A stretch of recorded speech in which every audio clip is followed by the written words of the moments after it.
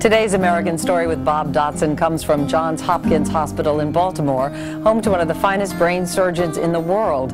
A man whose journey to get there was very different from most doctors. This is what we get. Another hard body.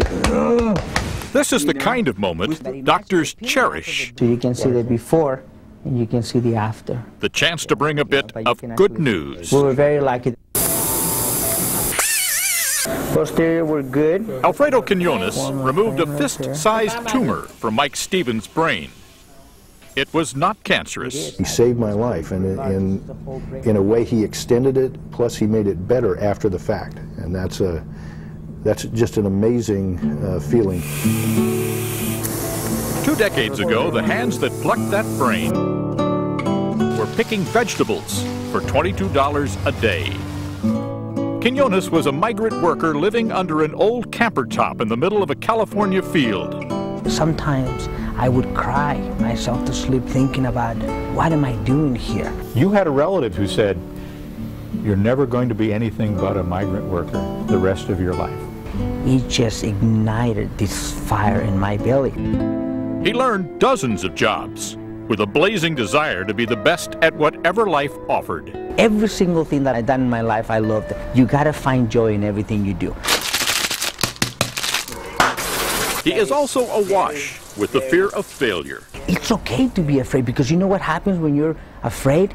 You work like crazy. Quinones studied math and science because he didn't have to write perfect English to do well. Made it to Harvard Medical School. Alfredo Quinones. Graduated top of his class.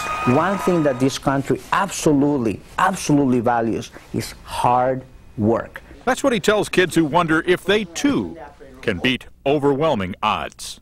Now, what structure is this right here?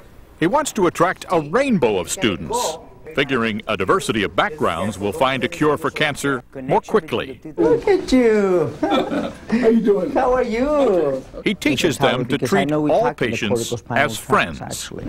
Don't forget the human side. Dr. Q never lets his brilliance blind him to that. Ouch, I gotta use those hands. His life, like theirs, has had more than its share of uncertainty and tears. You found your dad crying. That was a tough time in my life, I'm not gonna lie to you. Many nights his mother had no food for the table because his father lost the family's gas station in Mexico. He used to tell me that if you want to be like me for the rest of your life, don't go to school. Alfredo became a teacher at 18, but found he too did not earn enough.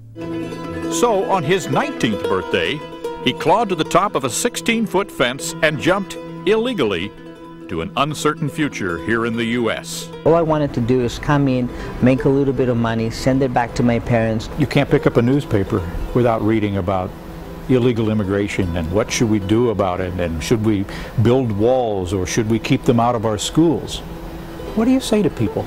Can we build walls? Sure, we're going to build walls. Can we make them taller? Sure, we can make them taller. Would that be a solution? As long as there's poverty and as long as people are dying of hunger in other places, it's human nature. They will try to find better ways. Ironically, Dr. Q followed his heart, not his head. Studied to become a citizen rather than return to Mexico a hero. Felt he owed this country for all the opportunity it had given him.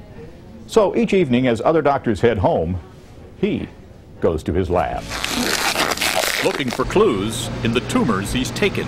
What if you never find the cure for brain cancer? It doesn't matter whether you're successful or not. What matters is that you give the world the best, and the best will come back to you. He's got his family, his citizenship, and the love of his patients. Perhaps that's the secret to living the life he dreamed. For today, Bob Dotson, NBC News, with an American Story in Baltimore.